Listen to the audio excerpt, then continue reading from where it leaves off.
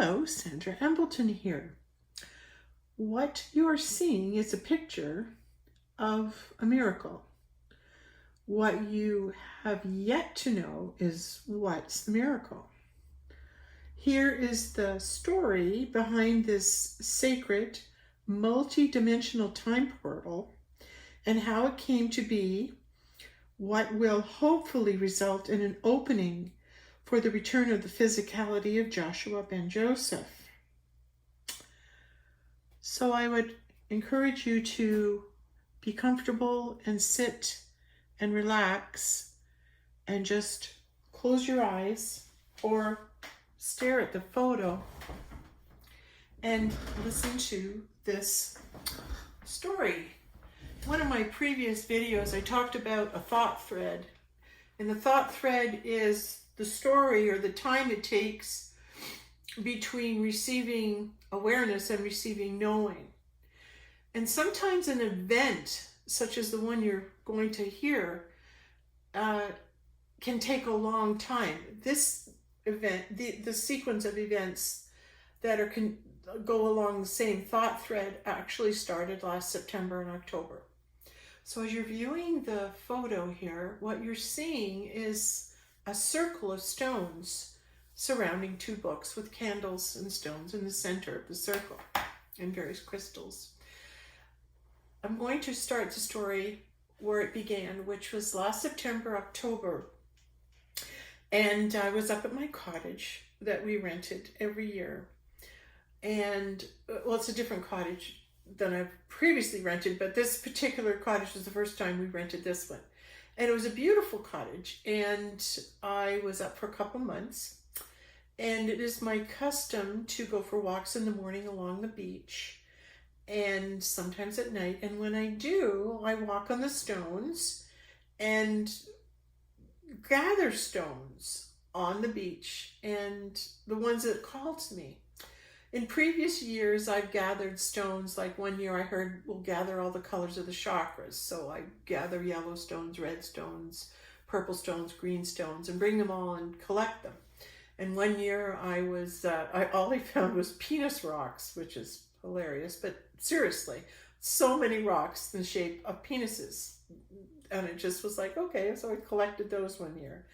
The year before this one, it was alien rocks, any rocks that had faces of aliens or animals sometimes, but a lot of aliens the summer before. This summer, I'm guided to, as I'm walking along the beach, to start to pick up big, flat, gray rocks. And I'm thinking to myself, large, flat, gray rocks are hard to carry on a walk when you're going for quite a distance. You've got 2 or 3 or 4 of them, and it's pretty heavy to carry. But also, they weren't very pretty. They were gray, and I just thought, oh, okay. Like, I just listened to my higher self and started to pick up these big stones I would find. And thinking to myself, well, I don't know why I would be gathering these stones. Perhaps I'm to write a message on them or something, who knows. So when I finished my walk, I come up to the cottage, and just as you walk up the embankment towards the cottage, there's beautiful landscaping on this property, and part of the landscaping involves these great big granite stones. So there's 3 great big stones leading up the hill towards the cottage. And the bottom stone, closest to the boathouse at the bottom of the hill, is this. There's 3 rocks, but the bottom one's a real flat gray one, and it's about a 5 or 6 foot circumference on the rock. So the top of the rock is about 5 by 6, and it's a great place, I thought, to put these rocks as I collected them along the beach. So I did that and started to accumulate quite a few of these flat gray rocks. Well, after a while, one of my friends came to visit for a weekend, and she's very intuitive as well. And she noticed upon arrival and subsequently spending a couple days up at the cottage how incredibly amazing the cottage was, and it carried a very high vibrational frequency.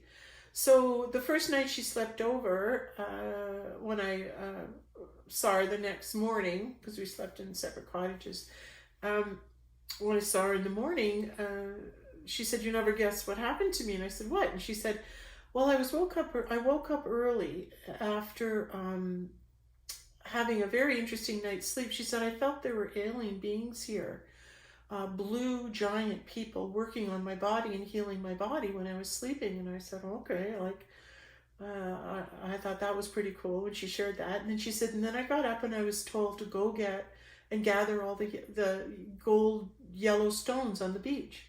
I thought, okay. I said, "Did you?" And she says, "Oh yeah, I went for a walk and collected as many gold stones as I could." And you can see them in the center of the circle here in the picture. And I said, "Well, feel free to take them home." And she did. And then I said, I went and showed her all the gray rocks I had collected. And she said, "Oh, those are pretty cool." And I go, "Yeah, I don't know what they're for, but," I said, "maybe you could, we could use them for something. We paint love or peace or something lovely on them." And she is a teacher and has a number of challenged students. And I said, "Why, maybe, these rocks, we could be used for writing good things for your students on or something." And she said, "Yeah." I said, "Well, let's be open to that." And she said, "Okay." So she spent the day, and then that night she left. I think that was whatever night it was. And then the following morning, when I got up and went down for my swim, I looked on the rock, and the stones were gone. And I thought to myself, well, that's strange. Where are all those stones? Sorry, it was actually that the next day at 5 o'clock. I went on my 5 o'clock swim, so it was 5 o'clock. Sorry about that. And I walk up and I look in this gray rock, and all the stones are gone. And I thought to myself, well, that was strange. Like, where would those stones all go?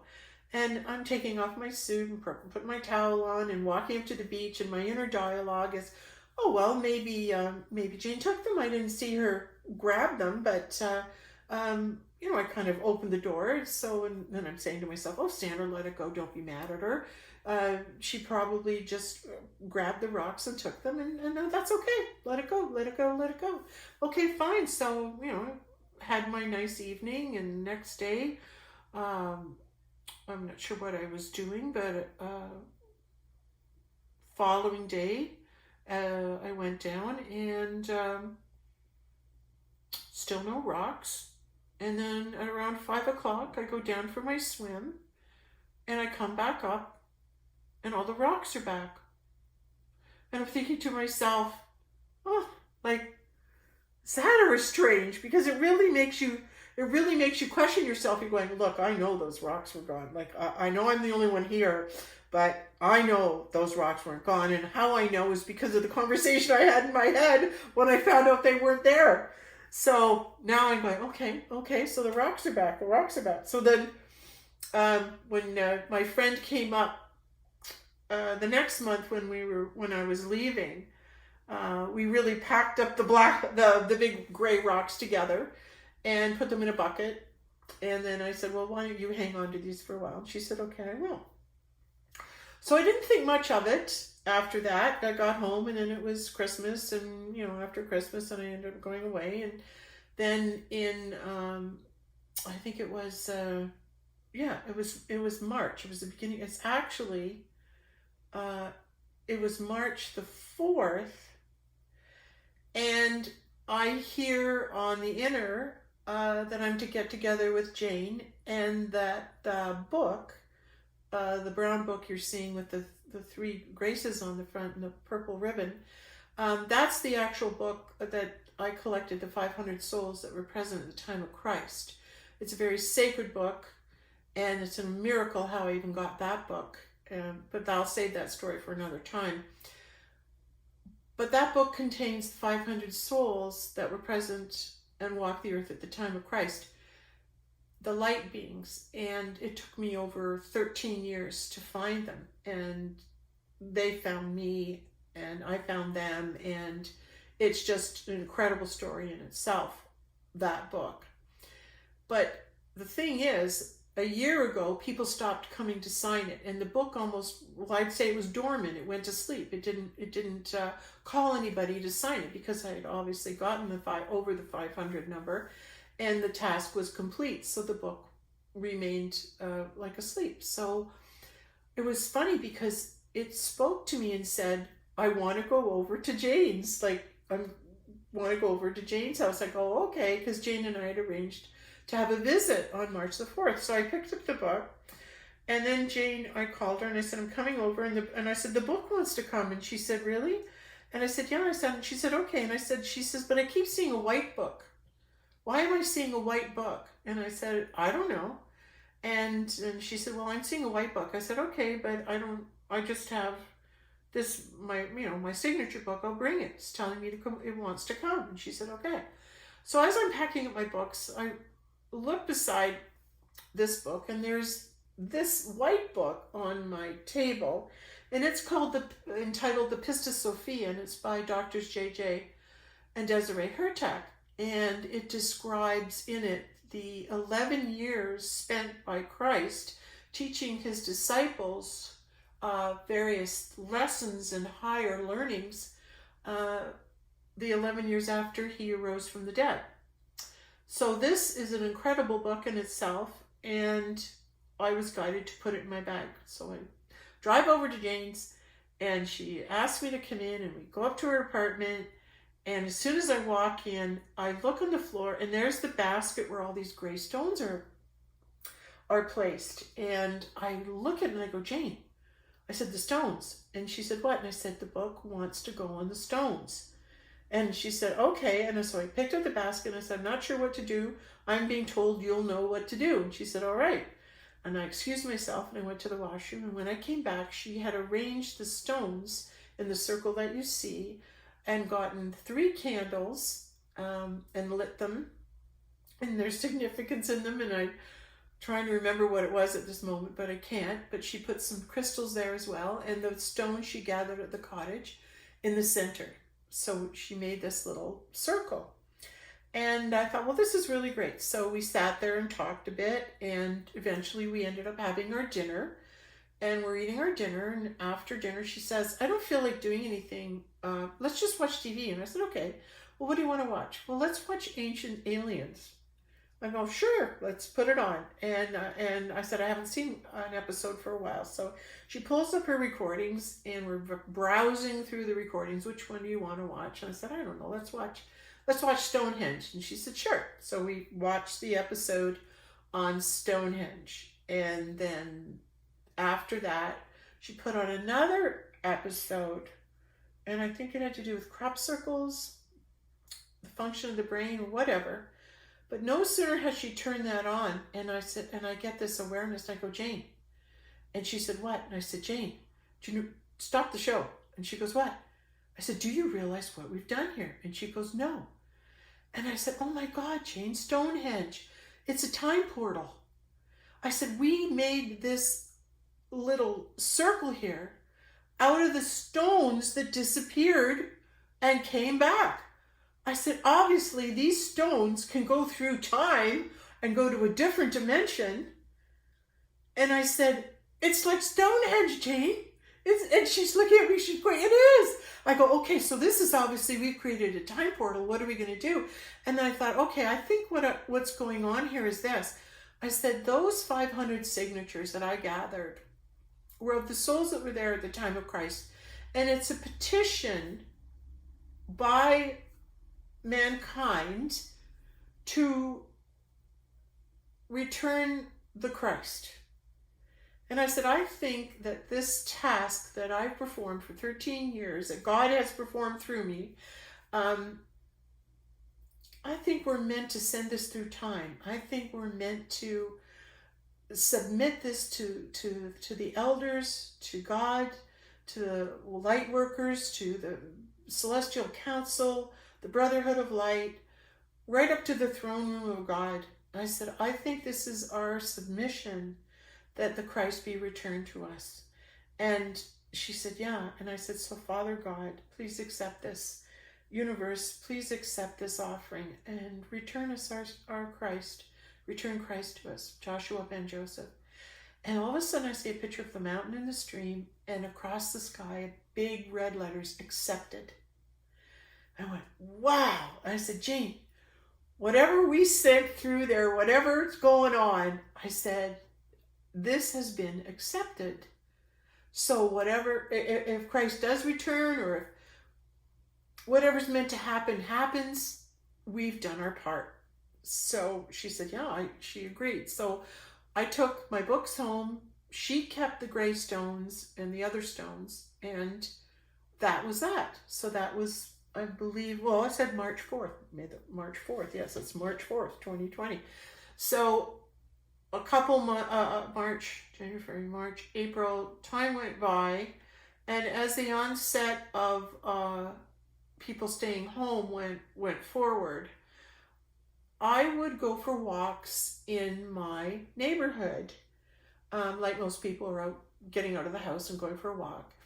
And this one particular wooded area that I would visit became a really good sanctuary for me to be able to go and just be peaceful, and also to lift frequencies by oming. So I used to teach yoga for 16 years, and I'm very much into the oming and the chanting and finding my light voice. And so I'm in this wooded area and there's no one around, and I would sit and I would, start to chant and and then I'd find my higher voice, I'd bring my voice up into my head,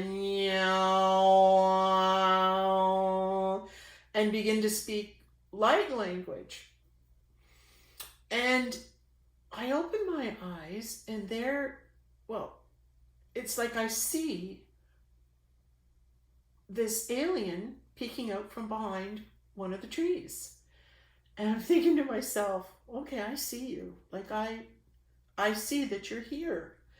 And it was that morning that I happened to watch an episode of The Naked Archaeologist, and it was all about the purple thread that was produced back at the time for the Hebrews. And they would take this purple thread and they'd entwine it with the white cloth for their scarves. And this was a sign, this purple blue thread, that this was a sign that the Christ would return, the Messiah would return. So I'm sitting there and being still in the woods, and ask the question, is there a sign today for me that Christ is returning? And it took me a couple minutes. I'm looking around, just emptying my mind.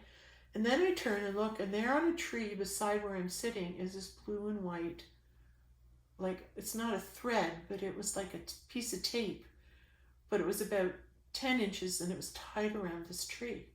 But just seeing the blue and the white, same show I watched in the morning, here's validation that yes, this is the place, the return of the Christ.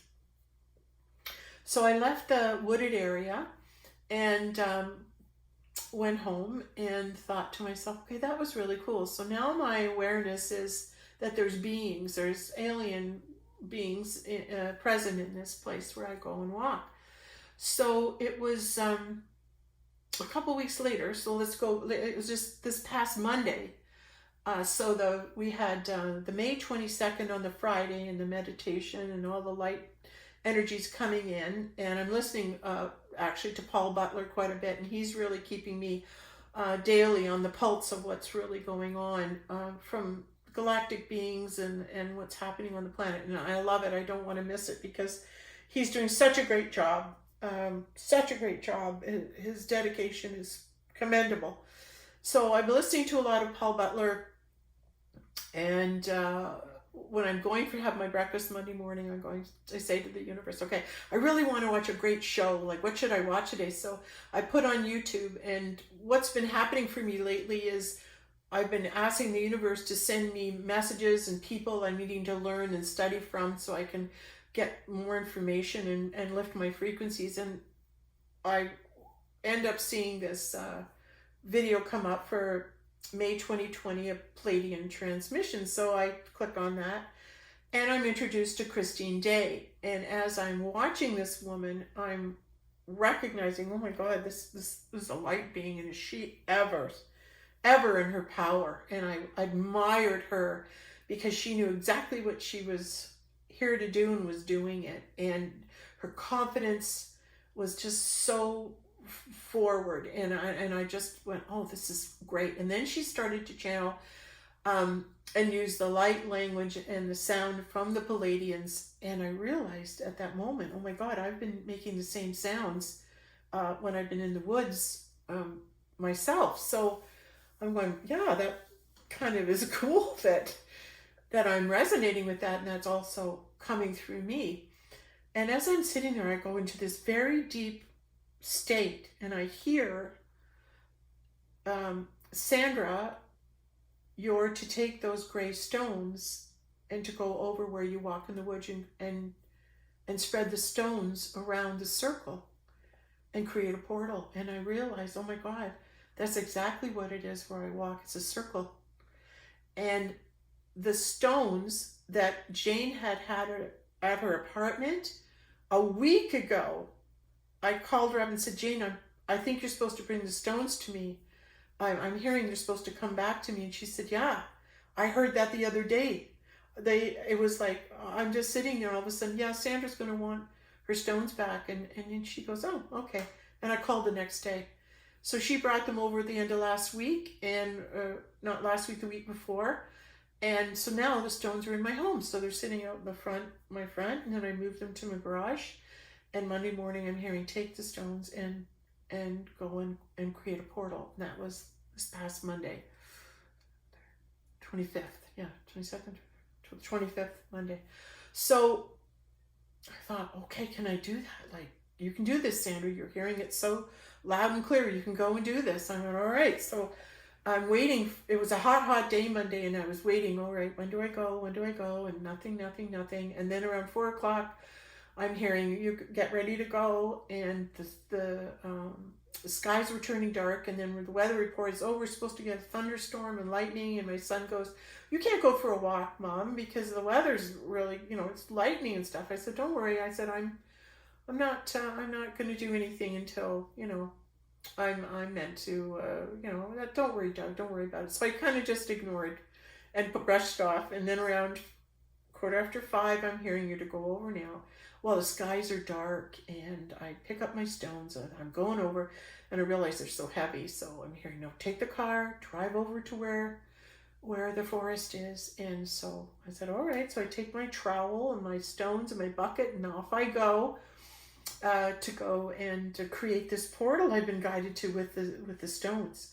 And I pull into this court, and I get out of my car, and of course, because it's kind of threatening storm and a few raindrops, no one's out, which is great. So I get out of my car, grab my bucket, and I look, and I'm saying, I'm invisible, no one's seeing me do this. And I look up in the house in front of me, there's a dog, a golden retriever, standing there looking at me, and it was like he was talking to me, and he says, I see you. And I looked at him and I said, okay, so you're my witness that I'm doing this.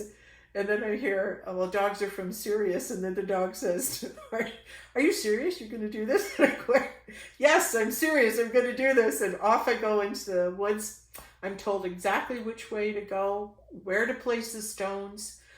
And as I place 2 stones, the Holy Grail and the Christ, which are the 2 bottom stones in the circle, the heart and the fish, I place those at the entrance, and then I make my way over to the right, and I start hearing, okay, go to this tree, plant it here, go to this place, plant it here. And as I reach for a stone, I dig a hole, I hear what the name of the tree is. I hear, okay, this stone means this, like this is the scribe stone. And then I plant it and cover it up. And then I go to the next one, and it's like, this is the pyramid stone. So the pyramid presence was there in the circle. And the Egyptian pyramid presence. So I buried the stone and went on to the next one. And the next tree's going, this is the I am tree. This is the Ea, Asher Ea. So I'm standing in the forest, and it's starting to rain. And the rain's coming down. and I start singing, Asher, and I'm singing to the tree and it's saying, I am the great I am. And then I walk over to a place where I usually sit and I meditate, and this is the meditation stone. And then a little farther, so all the way along the circle, I'm planting these stones, and all the trees are telling me their names. And like, there's one wounded knee, which I knew was a native tree, and then the next ones were the pillars of the earth tree, and then the next one was like the resting tree. And then I keep going, and I'm planting stones, and the rain's coming down, and I'm in there hearing the names of the stones and the trees, and I'm planting away. And the next ones were the gates of heaven, and then there was a twin flame tree. And finally I get to the end of the circle. To the end of the circle, and then the last tree was Goliath. And then I plant that and come back to the yoga tree, which was at the one entrance, and I'm looking up into the forest, and the rain's coming down, and as I'm looking at this tree, half of it's wet and half of it's dry, and all of a sudden this face, this spirit man, this came forward, and I knew right away. I said, well, this is the first spirit here that's coming out to talk to me. And sure enough, it started speaking, and it was a man. And I said, you're a very handsome man. I said, you're either Egyptian or Mesopotamian, or I could tell that he was ancient and that he went back in time, and that he was a leader and a king. And I said, okay, I'm seeing you, and I was just in awe at his beauty.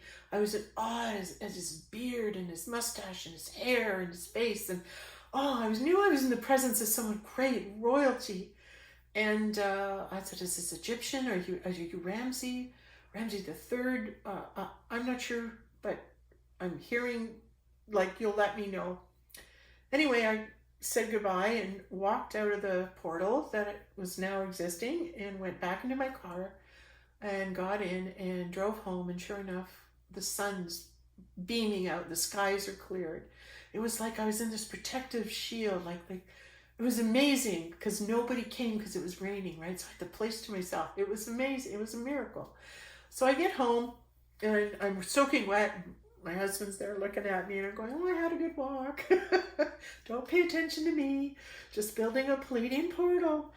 And I go and I'm having a bath, and lots of magnesium, and I'm sitting in the bath, and all of a sudden I'm hearing, well, who lives in a tree? What God lives in a tree? And I go, well, Osiris was in a tree. And who's Osiris? He's Ra. And I'm going, oh my God. That was Ra. The god Ra is coming forward and saying, thank you to me. And I know that the Isis equal is in me. I carry the Isis frequency, and have had the experience in this lifetime of being in the state of Israel, Isis, Ra, and God. I have put on the mask of eternity, being the feminine to the masculine, coupled with God, and discovering the spirit kingdom. I've had that experience. So I'm in the bathtub and thinking, oh, this is just great. Like, this is amazing. And I go to bed that night, and as soon as I turn off my light, I feel someone sitting on the bed, and it's Christ, and he's sitting there, and he's saying, thanks for building the portal. And then all around him are all these Pleiadian beings saying, yeah, thanks for building the portal. That's great. And I go, okay. And I was saying, I'm looking forward to integrating the energy of the portal in me. And if there's any messages or anything else I can do, let me know. And they said, nope, great. Thanks for doing it. I go, okay. And then I get this vision of all the aliens in the forest unpacking all these boxes, all this machinery, all this equipment. It's like we're moving into this portal. We're moving into this space. And yeah. That's the story. And whether or not we've created an opening for the Christ to return remains to be seen, but I can promise you I'll keep you posted. And wasn't even sure if I should even share this story. However, it's happening through me and coming through me, because I will share it, and trusting that